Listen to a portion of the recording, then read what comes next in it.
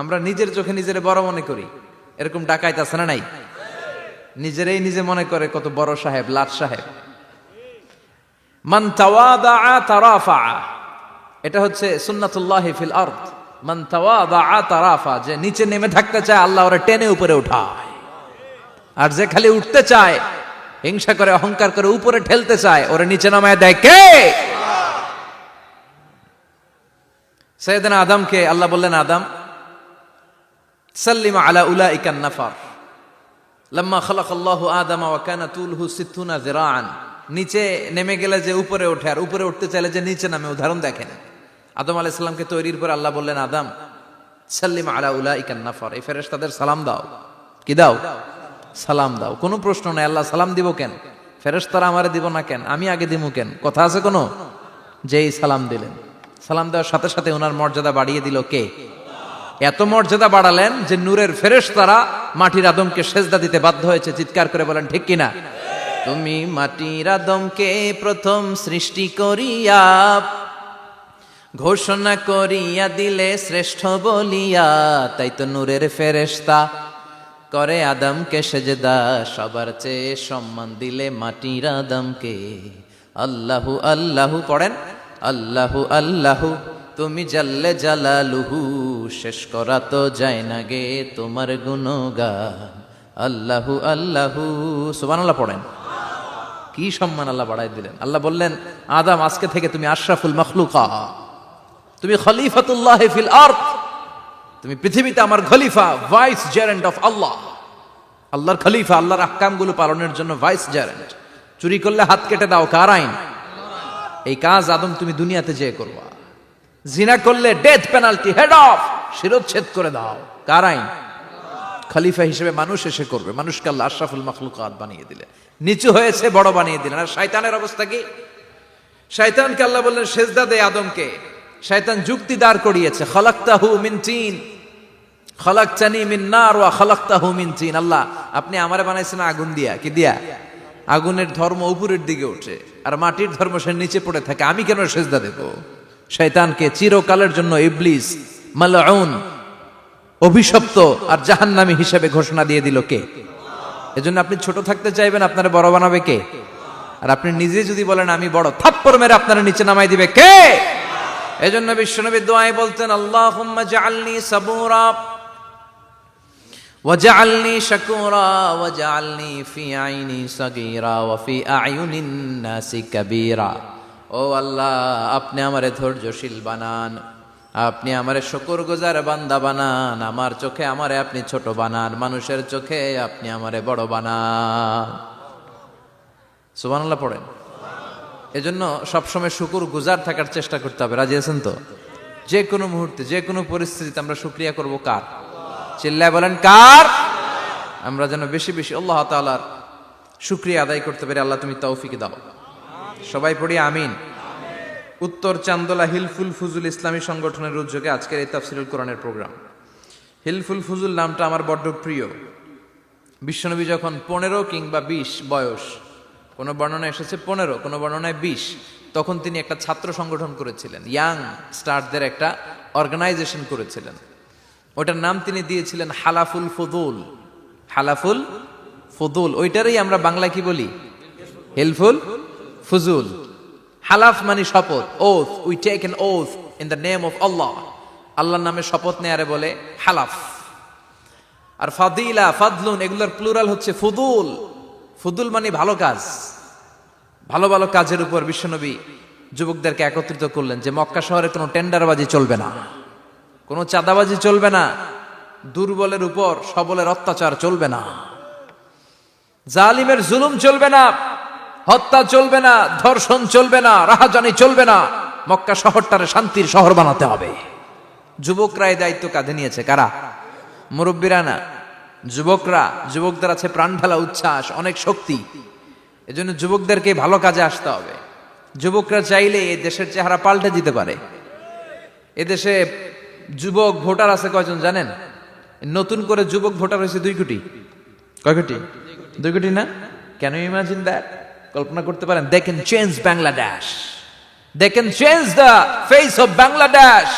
তারা 56,000 বর্গমাইলের এই বাংলাদেশের চেহারা পাল্টে দিতে পারে। তাদের অনেক শক্তি। এই জন্য যুবকদের এই শক্তি কাজে লাগাতে হবে। ফেন্সিডিল, গাঁজা, ইয়াবা, হিন্দি সিনেমা এগুলোর পিছনে দৌড়ানো যাবে, পর্নোগ্রাফির পিছনে ছোটা যাবে। যুবক বয়সে ভয় করতে হবে কারে? চিল্লায় বলেন কাকে? আল্লাহ আমার যুবক ভাইদেরকে তুমি তৌফিক দাও। বিশ্বনবী এই হালাফুল ফুদুল তিনি গঠন করলেন মক্কাতুল মুকাররমাতে। পুরো মক্কা শহরটা শান্তির শহর হয়ে গেল। সুবহানাল্লাহ। আল্লাহ উত্তর চান্দলা হিলফুল ফুজুল ইসলামী সংগঠনকে তুমি কবুল করো। আজকের প্রোগ্রামের সভাপতিত্ব করছেন আল্লামা অধ্যক্ষ গোলাম সরোয়ার সাইদি পীর সাহেব আড়াইবাড়ি দরবার। আমার প্রিয় নানা ভাই আলোচনা করেছেন, বয়ান করেছেন। আল্লাহ নানা ভাইকে কবুল করো। নানা ভাইটা একটু ইয়াং হয়ে গেছে না? হ্যাঁ, অনেক জায়গায় লোকজন খুব বিভ্রান্তিতে পড়ে যায়। ঘটনা কি? আপনি নানা নানা হইলেন কবে, নাতনি হইল কবে, আবার জামাই পেলেন কবে? তো আমারও বলা যে তুমি যে আমার নানা ভাই বানাইছো, আমি তো এর উত্তর দিতে দিতে কাম সারা। তো আল্লাহ আমার নানা ভাইকে তুমি কবুল করো। তিনি হকের কথা, কোরআনের কথা বলেন। পীর সাহেবদের মুখে এরকম হুঙ্কার দেখা যায় না। কথা কন? এরা থাকে খানকায়, এদের পেট থাকে বড়। সবার কথা বলছি না, বেশিরভাগ। কথা বলেন। এই ভণ্ডামি এই দেশে আছে না নাই? দোদেল বান্দা কালমা চোরে, না পায় শ্মশান না পায় ঘোরে, দিন থাকিতে আয়রে পথে ছাইড়া দে ভণ্ডামি। ভণ্ডামি ভণ্ডামি ভণ্ডামি, ছাইড়া দে ভণ্ডামি। আছে না নাই? নামাজ কালাম পড়ে না, ইবলিশ শয়তানের নানা। আছে না? নামাজ নাই, রোজা নাই, নাচানাচি, নাচ গান, গোসল করে না, সারা বছরে করে একবার, ওই গোসলের পানি মুরিদরা খেয়ে ফেলায়। আছে না নাই? নামাজ রোজা করে না, ইবলিশ শয়তানের নানা, ধর্মের একখান খুঁটি ধইরা কয়দিন করবা হয়রানি। ভণ্ডামি ভণ্ডামি ভণ্ডামি, ছাইড়া দে ভণ্ডামি। ঠিক কি না?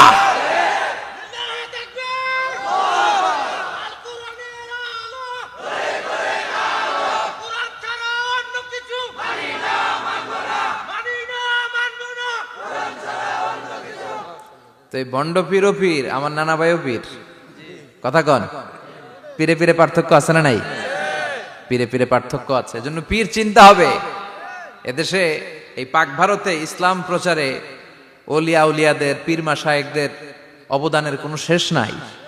কিন্তু চিন্তা হবে, কষ্টি পাথর দিয়ে যাচাই করে নিতে হবে। কারণ এই পীরের আদলে অনেক ভণ্ড এই বাংলার জমিন আছে না নাই? এই ভণ্ডদের সাথে আমাদের কোনো সম্পর্ক নাই। ওনার দরবারে আলোচনা হয়, সাইয়্যিদ কামালউদ্দিন জাফরি সাহেব যায়, আমরা যাই, দেশ বরেণ্য ওলামায়ে কেরামরা যায়, যারা হকের কথা বলে, যারা কোরআন সুন্নাহর আলোকে বলে। কোনো ভণ্ডামি নাই। যাবেন, প্রতি বছর যাবেন। এরপর ওই যে কেরাত সম্মেলন হবে না এবার 17ই ফেব্রুয়ারি, আমার প্রোগ্রাম যশোর। আমাকে অনেক বলেছিল থাকতে পারলে আমিও কোরআন নিয়ে কিছু কথা বলে আসতে পারতাম, শুনে আসতে পারতাম কারীদের তেলাওয়াত। যাবেন আপনারা, দাওয়াত করে দিলাম। আল্লাহ আজকের সভাপতিকে তুমি কবুল করো। তারপরে আজকে কথা বলেছে মাওলানা রফিকুল ইসলাম ভুইয়া সাহেব, আমাদের সভাপতি সিরাতুন নবী ফাউন্ডেশনের চান্দোলার। না, রফিক ভাইরে চিনে না এমন কেউ নাই, এজন্য আর কিছু বলতেছি না আপনার নামে। আল্লাহ রফিক ভাইরে তুমি কবুল করো। গোলাম কবির চৌধুরী আল আজহারি আসতে পারে নাই, আমার বন্ধু মানুষ, একসাথে পড়াশোনা করেছি। এরপর আমার এক মিতা মিজানুর রহমান আতিকি আমার আগে আলোচনা করেছে, আল্লাহ তাকেও তুমি কবুল করো। সালাত নিয়ে কথা বলতেছিলেন। সালাত আউয়ালু মা ইউহাসাবু বিহিল আবদু ইয়াউমাল কিয়ামাতি আস-সালাহ। কিয়ামতের দিন সর্বপ্রথম হিসেব নেওয়া হবে নামাজের, সালাতের। সালাত চিনেন তো? কুরবানির গোশত খাওয়ার মাঝখানে যেটা খায় ওটা, হ্যাঁ,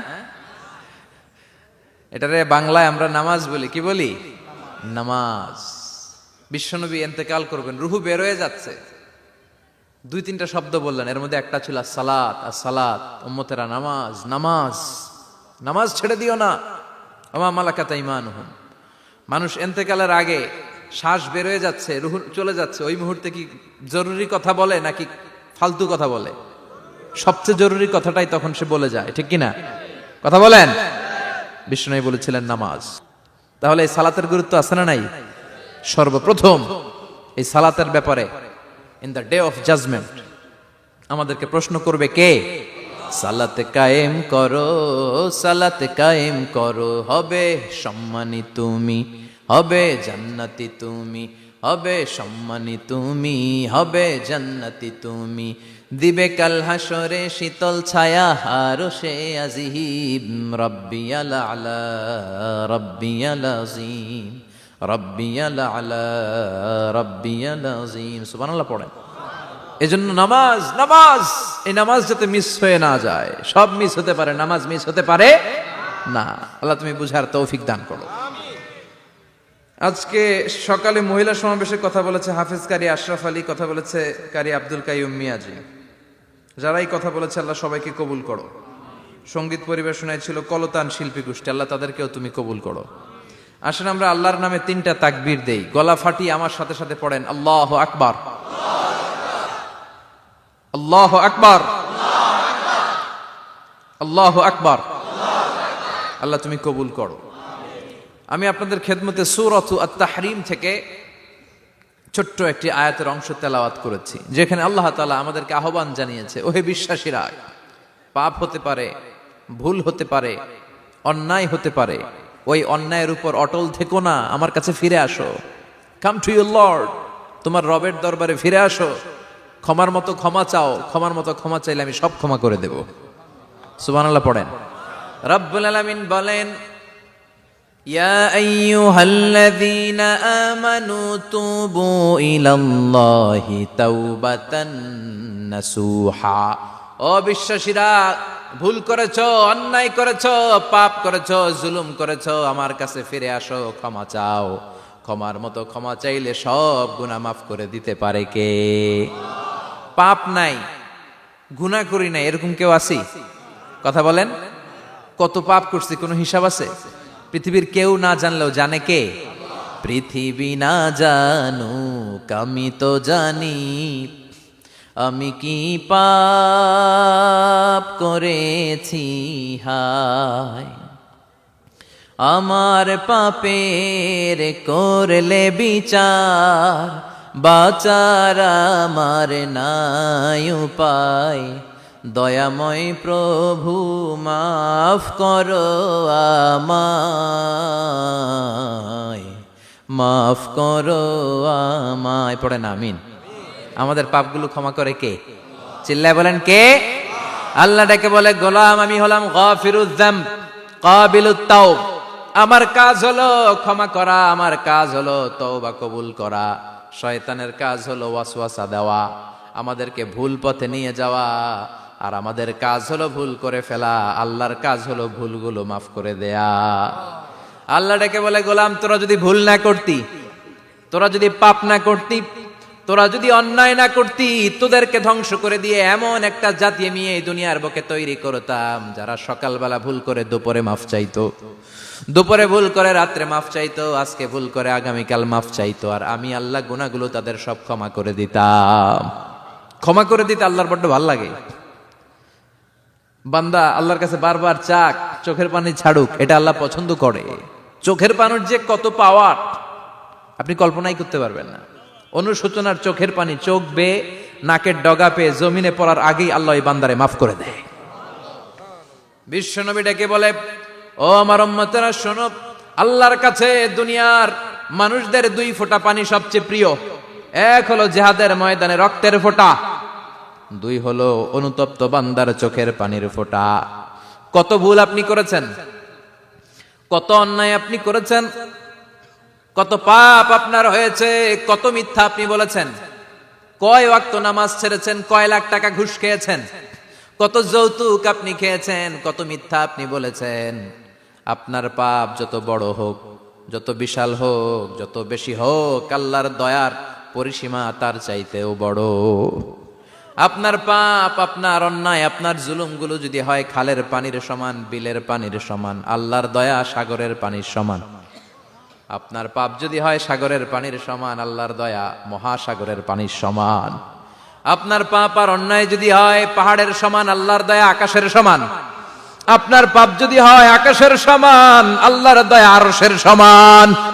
এজন্য আল্লাহ বললেন, ইয়া আইয়ুহাল্লাযীনা আমানু তুবু ইলাল্লাহি তাওবাতান নাসুহা। ও আমার গোলাম, তুই তোর নিজেরে যত বেশি ভালোবাসিস, তার চেয়েও আমি তোরে বেশি ভালোবাসি। তোর বাবা মা তোরে যত বেশি ভালোবাসে তার চেয়ে আমাদেরকে বেশি ভালোবাসে কে? আল্লাহ বললেন ভালোবাসারে তৈরি করার পরে আমি 100 টুকরা করলাম। চিল্লায় বলেন কয় টুকরা? 99 টুকরা ভালোবাসা আমি আল্লাহ নিজের মধ্যে রেখে দিলাম। 1 টুকরা ভালোবাসা গোটা বিশ্বের সবার মধ্যে আমি ভাগ করে দিলাম। 1 টুকরা ভালোবাসা পেয়ে আমাদের অবস্থা দেখছেন? আল্লাহ যদি 1 টুকরা না দিয়ে আমগরে 30 টুকরা দিত, কথা কন, 1 টুকরা না দিয়ে 80 টুকরা দিলে কি হইতো? কথা কয় না। 14 ফেব্রুয়ারি কবে? আজকে কত ফেব্রুয়ারি? আর কয়দিন? কথা কন। বিশ্ব ভালোবাসা